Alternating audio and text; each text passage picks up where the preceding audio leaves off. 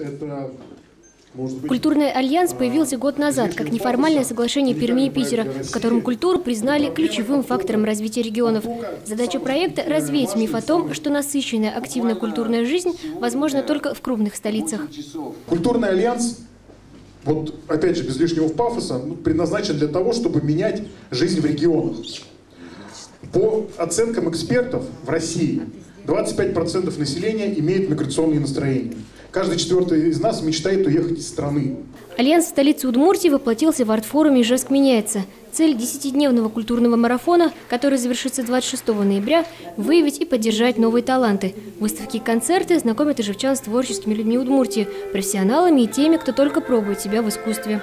В Ижевске принципиально больше творческих людей. Принципиально больше. Потому что у нас очень много поэтов, у нас очень много художников.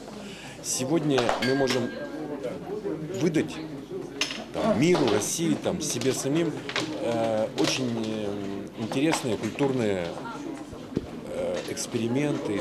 В программе арт-форума встречи ижевчан с поэтами, художниками и актерами, мастер-классы и творческие вечера. Принять участие может каждый желающий. Цель альянса – поддержать творческие инициативы.